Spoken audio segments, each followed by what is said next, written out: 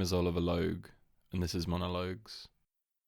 Mono-Logues is a show about my life, the things I've seen, the people I've met, and the stories I've written.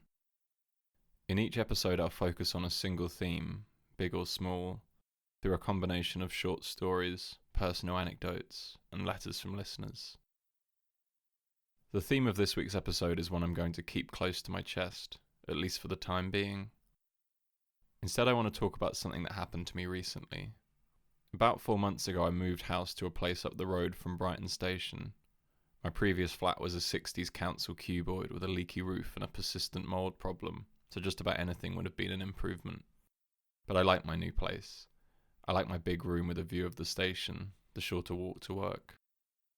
The building is made up of 4 flats, including a basement, with the top 3 accessed through a shared stairwell. I live in the top flat, actually the top floor of the top flat, with this angled ceiling I'm always hitting my head on. About a month after I moved, I realised that I'd never seen the resident of the flat below. I spoke to the couple on the ground floor once or twice after moving in, and heard their dog losing its mind whenever I descended the stairs, but I hadn't heard a peep from the middle floor. I wondered if it was unoccupied. The back of the building was covered in scaffolding, so I theorised that maybe there was some sort of work going on in the flat. I asked my roommate about it absent-mindedly, and she told me that the flat was, in fact, occupied, but that she had only seen the resident, a man in his 50s, the once, when he evacuated during a fire alarm several years before. This made me curious, but there were lots of potential explanations. Maybe, I thought, he worked nights. Maybe he stayed with a partner most of the week. Or, perhaps more simply, maybe he was a shut-in. I remained a little intrigued. I would find myself stopping in the dingy stairwell, his door lit by this bare bulb hanging above it, and waiting to see if I could hear anything. But there was nothing. No light peeking through the cracks. No shuffling of feet, no cooking smells, no TV noise. Then, one day, when I was coming back from work, I saw a letter in the tray by the front door, where the mail for each flat is dumped every morning. The next day it was joined by 2 more, both bulging. By the end of the week it was a pile nearly 10 deep. Affixed to each of them was a sticker reading, Zyphora Labs, Flat 2. I quickly turned to Google but found little more than a company's house page, which listed my building as the registered office address and a Dr. Helen Chambers as its director, who as far as I could tell was a cancer researcher from the 1920s. On Saturday, sometime between arriving home at 11 p.m. and heading to the corner shop to get milk at 8 a.m, the letters were retrieved. I searched in vain to find anything online, but beyond the company's house page there was nothing. No website, no tweets, no Reddit posts. I stewed in my obsessions for a day or 2, and then, as always happens, I snapped. I took one letter, just one, from the pile that had again accumulated, warming the fold over my lamp in order to open it without tearing the envelope. I tipped out the contents, a dozen or so pictures and 3 sheets of folded paper with scribbled writing across both sides, spidery and difficult to pass. The photos seemed disconnected at first, but gradually I realised that they were the same man at different stages of his life. In the first he was a child playing at the beach, a grainy colour photo with scratches around the sides. In another he was a young man, maybe 20, his arm around a woman with dark hair. Then he was at a Christmas party, maybe in the late 60s. Photos jumped through decades. Glasses appeared, wives changed, shoulders became stooped, children became adults. I spent several hours deciphering the letter, rambling anecdotes about a man whose name was never mentioned, from the sweet to the sinister, fragments of generosity brushing against explosions of violence. There wasn't really a beginning or an end. I had the impression that there were dozens of pages missing, that sentences had been skipped by the writer, crucial words brushed over. But, I suppose, in that accumulation I did start to sense a person, albeit one obscured, which is all that we can really hope for. I photographed everything, slipped it back into the envelope, which I resealed, and returned it at the top of the pile the next morning on my way to work. Quickly, and without much in the way of conscious thought, it took over my life. I'm an obsessive by nature, my adolescence and adulthood filled with such preoccupations. But, in all past incidents, the computer had been the vehicle for me to explore them, to fall down rabbit holes and watch hours vanish. This time there was nothing virtual, just the letters and whatever was going on in that flat. I needed more. Over the next couple of weeks, I stole and read about a dozen letters, noting down the sheer variety in correspondence. Some had handfuls of photos across a life, others just the one of a greying man or woman. Some were written on lined paper with facts and dates circled, others seemed more impressionistic. I got, in a strange sort of sense, more of a feeling for the author in many cases than the subject. Rogue words and photo selections seemed to portray things about the sender, reducing their subject into an influence, a force. Despite all the new evidence, I was no closer to landing on a reasonable explanation behind any of this. Most of the memories were positive, albeit a realistic kind of positivity. There was a feeling of love there, certainly. However, the fourth or fifth I opened, which I inferred was written by a daughter about her mother, described a consistent level of emotional and physical abuse that made me feel ill reading it. The more I opened, the less I understood. Barring a strange array of dots in the bottom right corner of the address sticker, I wasn't sure how any of this could be tracked or logged or even just replied to, acknowledged. I sat with all of this for days on end. In the months after moving into the flat, I made peace with the reality that the scaffolding outside my room was permanent. I don't resent the scaffolding, although it obscures the majority of the view from my desk. I've even ventured out a couple of times, to read on long afternoons or look up at the few stars that managed to push through the light pollution. And so it was, a month or so into this whole endeavour, a Tuesday I think, I realised something. Thanks to the turns of the building, if I were to climb down the scaffolding I should be able to see through the windows into the flat below. I'm not amazing with heights, or risk really in general, so it took a lot for me to move from the square outside my window, where I'd reached a point of comfort over time. I climbed down the ladder to the right, passing a chimney, glancing over at the sea and sweep of Brighton in the background. I reminded myself of the rarity of scaffolding accidents as I followed the narrow walkway curving around the building, boards creaking as I stepped, flashes of concrete and garden between their gaps. I descended another ladder. Finally, at the right level, I leant against the wall and peeked around it, aware that if he were anything like me, he could be sat right there, looking out through the window. But no, the curtains, thick and black, were drawn. Over the next week I made half a dozen return trips, including one at 3 a.m, but each time they remained closed. I decided to set up a hidden camera looking down at his door. I found a pinhole option on Amazon, installing it high in the corner of the stairwell. The footage didn't capture his door in full, but showed when it opened. Across the next week I checked every evening, but he never budged. I even knocked on the door at one point, but he never answered. On the 11th night the door finally opened, just after 2 a.m, and then again about 5 minutes later. There was no pattern to this, and he didn't leave the building for long enough to pick the lock, not that that was something I'd even have been able to do. Up to this point I hadn't told anyone about the letters. I've always been good at demarcating my life, at drawing a line somewhere, often wholly arbitrarily, and committing that area or part of my life to complete secrecy. Were it not for my profound social anxiety, I like to think I would have been a good spy. But I realised that if I was going to go any further, I'd need to involve at least one person. I debated the level of depth to go into with my flatmate. I suspected that if I started out with confessions of the crime, if indeed it was a crime, of opening the letters, that she might balk. But I wanted to sell the scope of the thing. I asked her whether she had noticed the letters piling up for the middle flat, watching as her eyes lit up. That evening we loaded the oven with trays full of oil, turned the temperature up to max, and waited.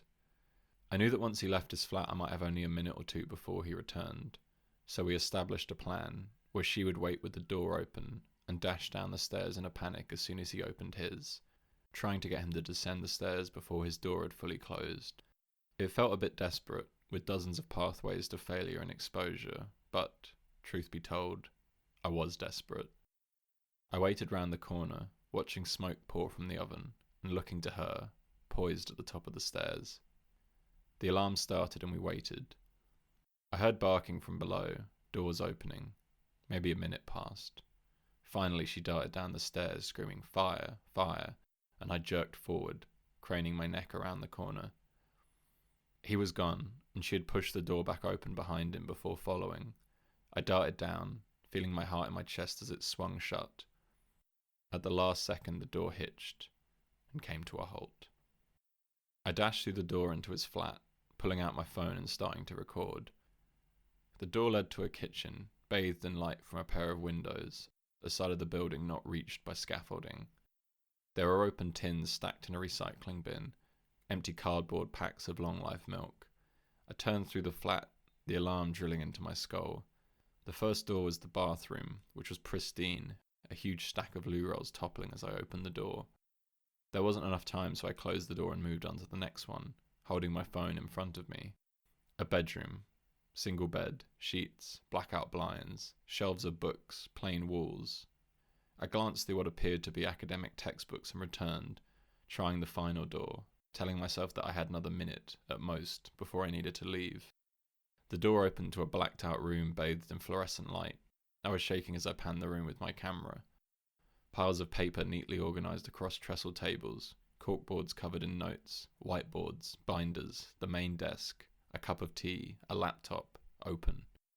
On it, a face, warped, wrong, not human. A man, one I didn't recognise. The face was moving, looking around, dispassionate. I was stuck in place, holding out my phone in front of me when a text arrived. Get out. I ran back to my flat, at which point the fire brigade arrived. I pretended to be ill, said that I'd passed out with my headphones in. They turned off the oven, delivered a stern lecture, and left. Once they were gone, I watched back through the video with my flatmate. We threw out theories both literal and fantastical, tried to hone in on the evidence, but, ultimately, came away none the wiser.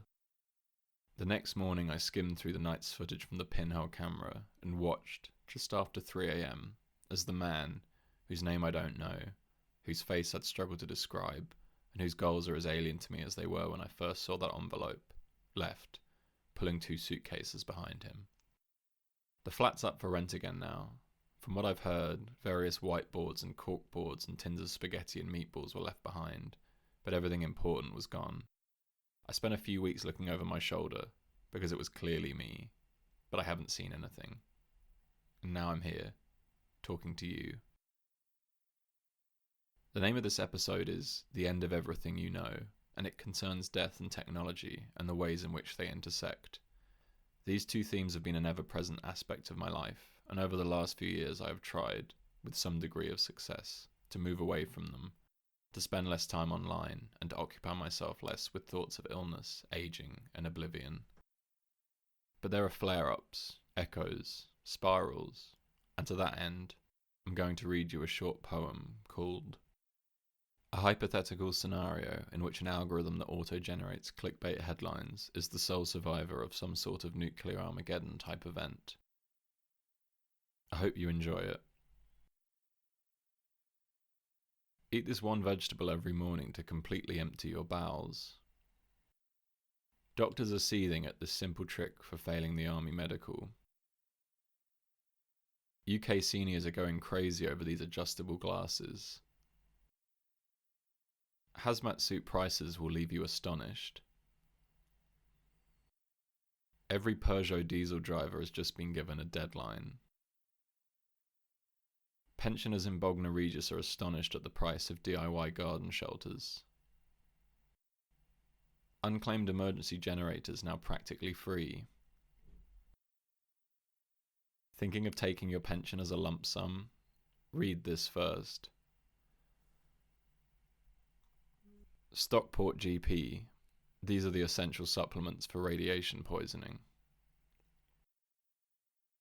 Fearful singles looking for no strings attached hookups. You won't believe what London looks like now.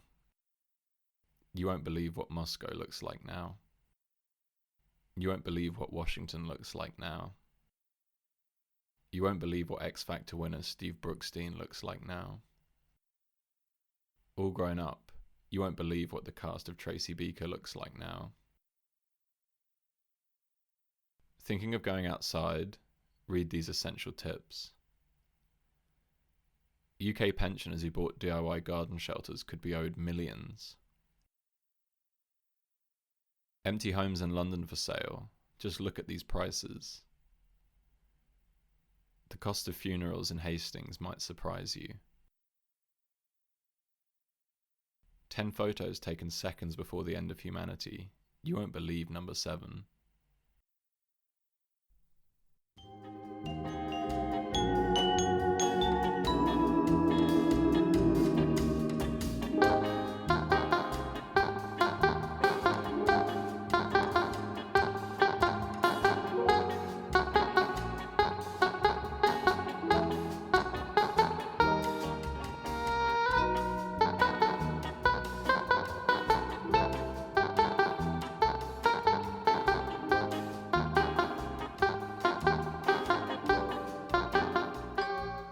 You're listening to Mono-Logues.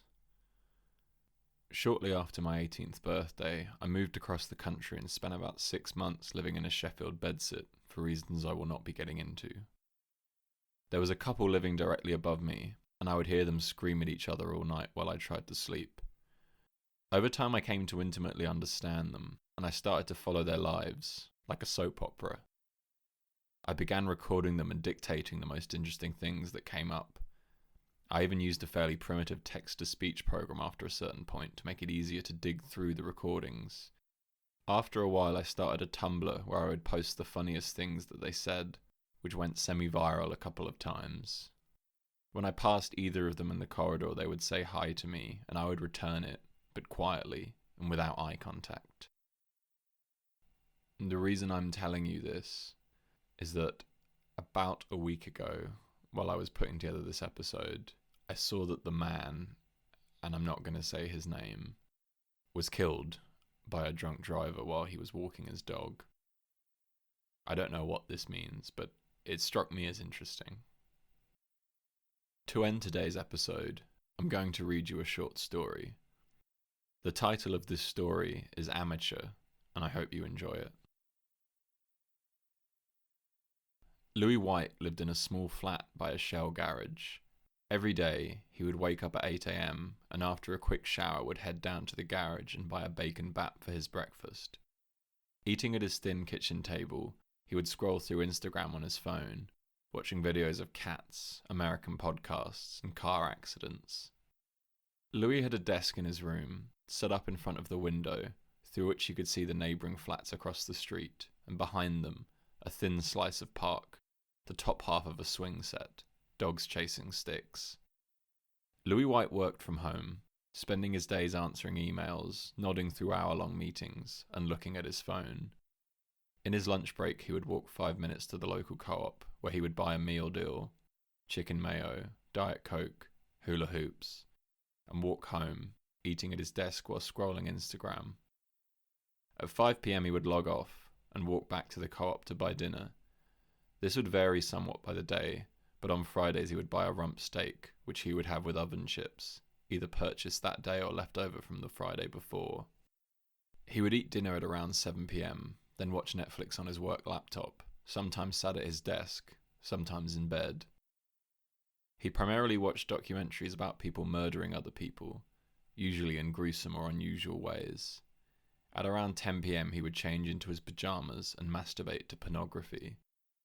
He most frequently used the website Amateur Daddies UK. Amateur Daddies UK was a subscription-only site run by a performer called Joshua Brooks.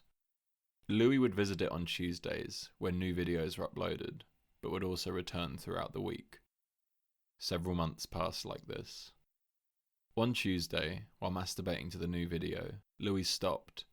The video continued for a few seconds before he paused it, skipping back 20 seconds and hitting play. He ran through the short section several times over, now flaccid. He loaded up the previous week's video. Watching through it, Louie paused, reversed back, rewatched. This continued over the next 2 days.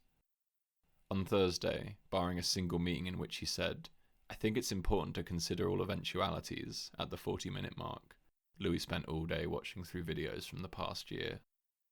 He looked at the web address for Amateur Daddies UK on who.is. He searched back through the website, looking through the About Us page. He added the word admin before the website address and arrived at a login screen, trying several combinations before returning to the main site. He looked up Amateur Daddies UK on several porn databases, clicking through the names of the performers. Joshua Brooks appeared in every video. He googled the name Joshua Brooks, scrolling through a mixture of Facebook profiles and porn. He ate a chicken schnitzel and peas for dinner.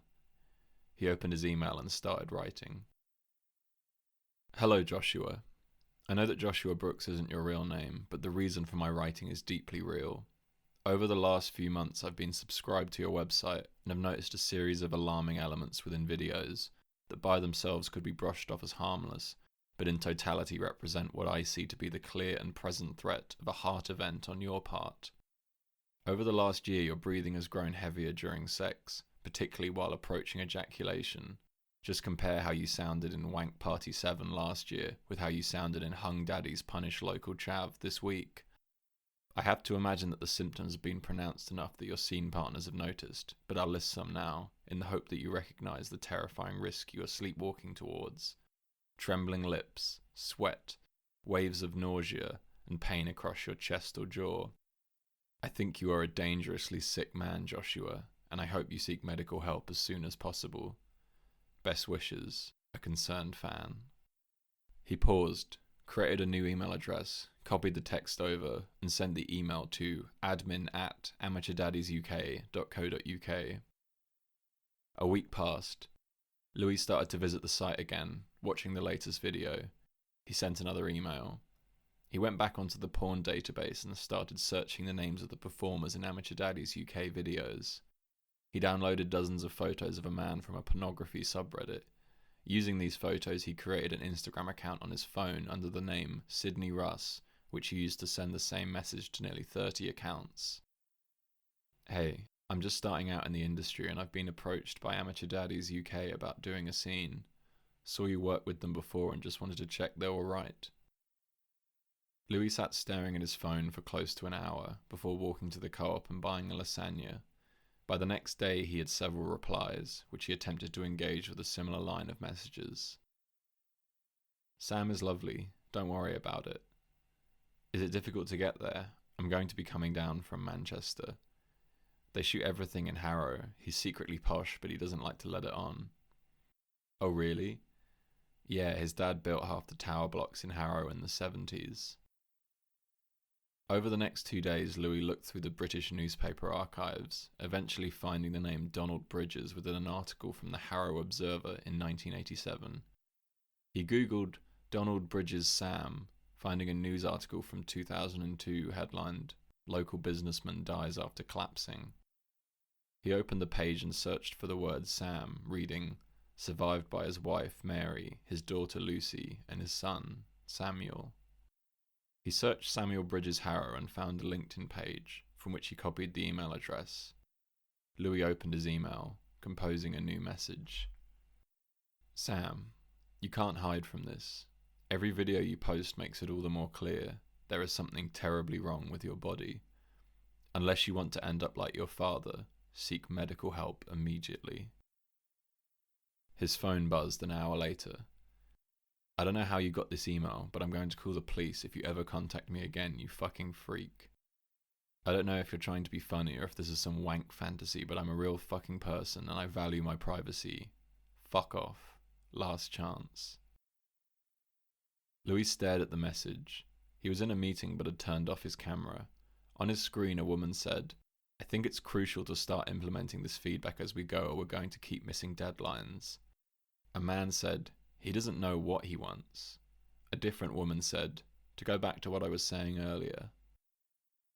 The next day he googled Lucy Bridges, finding a Facebook account of a woman with short blonde hair. He sent her a message.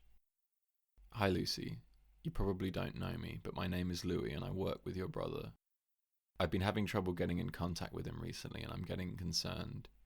He seemed really out of breath when I saw him last week, and I told him to see a doctor, but he was really against the idea.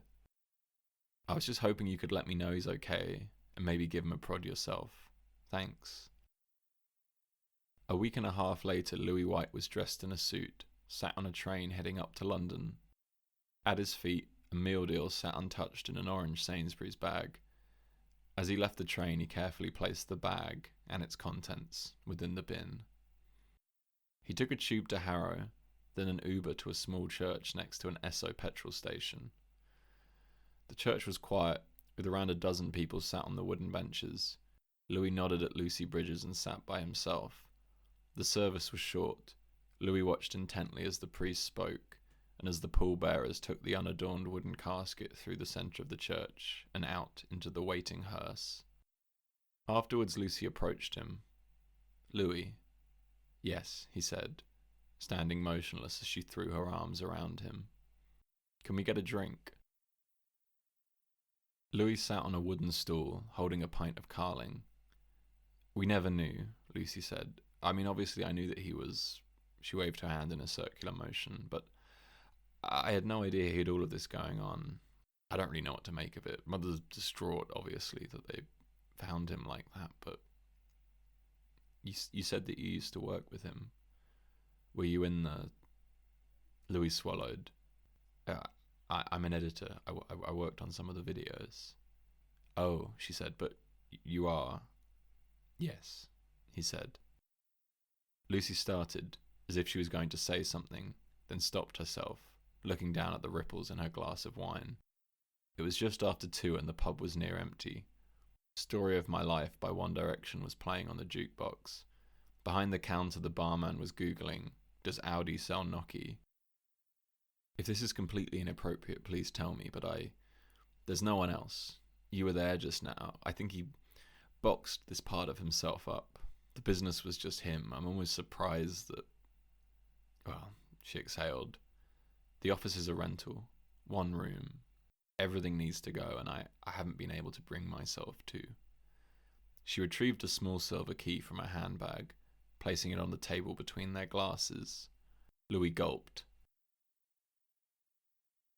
The key stuck in the old lock, and Louis had to jerk his hand to the right to shift it. He was above a retail unit, an old Debenhams. The corridor was filthy, but the room was clean. There was a desk with a computer, several cabinets filled with clothing and props, and a loose pile of tripods and camera equipment to his left. In the centre of the room was a cardboard box with a camera, bottles of water, condoms, lubricant, and a clipboard with paper. Louis walked slowly into the room, letting the door swing shut behind him. He picked up the camera from the box, opening the side screen and clicking play. Thank you for listening to Mono-Logues.